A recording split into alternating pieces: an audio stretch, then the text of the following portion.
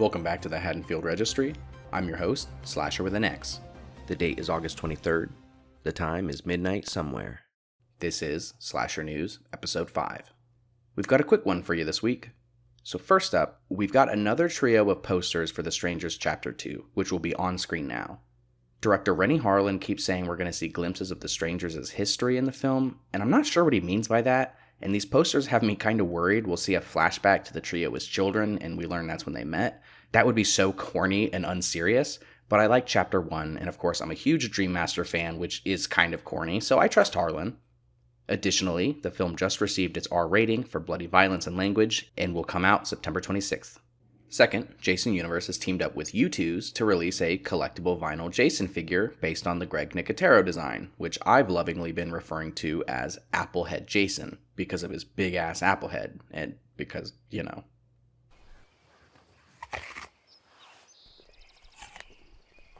Now you, too, can have your very own Applehead Jason figure. I know there are a lot of die-hard Sweet Revenge fans just clamoring to get their hands on this. And now, moving on to our big news of the week, and the reason you clicked on this video, Halloween, the video game, has been officially revealed. And it's an IllFonic and Gun Media game. Yeah. For everyone out there who spent the past year with their fingers crossed that we were getting that DBZ Kakarot-style adventure through the series can uncross their fingers. Anyone who thought we'd be getting something akin to RoboCop Rogue City or Hellraiser Revival, you guys are just going to have to wait another 40 years, it seems. Halloween the game will be an asymmetrical horror stealth game akin to Gun's other ventures, Friday the 13th, Evil Dead, and Texas Chainsaw Massacre. Though they've made an attempt to bolster the single-player experience, which will still be you versus bots in the exact same game mode as multiplayer, but now with the addition of a storyline, NPC victims that can get caught in the crossfire, collectibles, and presumably cutscenes and possibly even multiple endings, but I wouldn't count on it.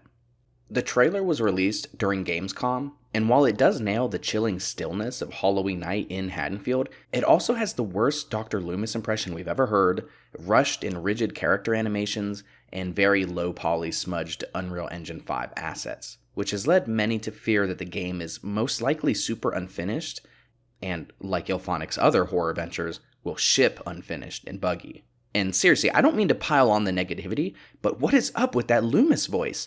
Tom Kane, who voices Loomis in Halloween H20, has actually reprised his role as Loomis in fan films. So we have fan films from decades ago with better Loomis voiceovers than this game.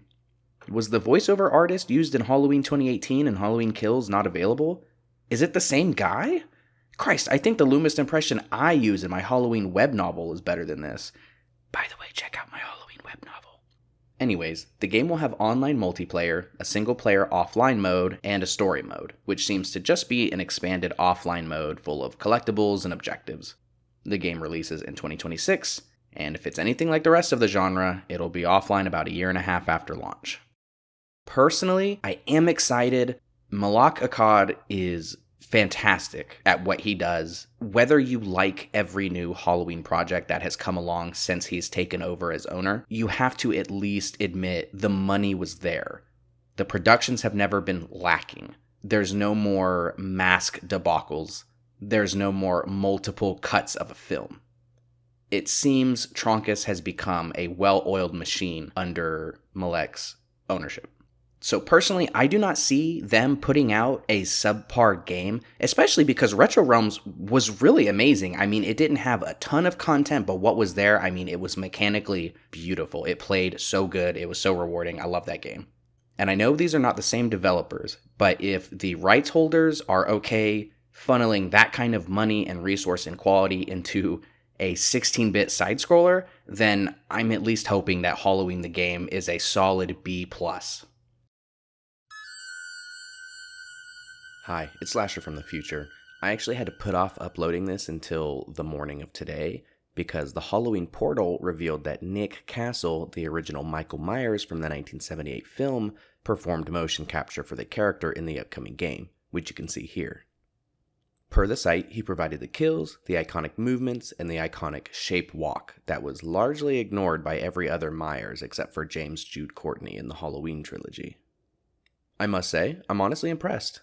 Yes, a similar approach was used with Kane Hodder for the Friday the 13th game, but where that felt like a choice made out of necessity, I mean, the man did play Jason 4 times, he helped solidify many of the character's mannerisms, the decision to bring in Castle at all just shows the lengths they're going to respect the source material. Legitimately, nobody knew they were going to do this. And yeah, I know I was just clowning on Ilphonic and Gunn like 2 seconds ago, but it does seem like they understand the game will live or die by the story mode, and they're actually outsourcing work on the story mode to developer Pollard Studios, known for Karma: The Dark World. While I haven't played that game, I have seen the reviews for its story, which are very positive. So perhaps there is a chance the game will succeed after all. Good on Compass for getting ahead of the Ilphonic and Gunn controversy. And that's it for today. For the Haddonfield Registry, I'm your host, Slasher. Good night.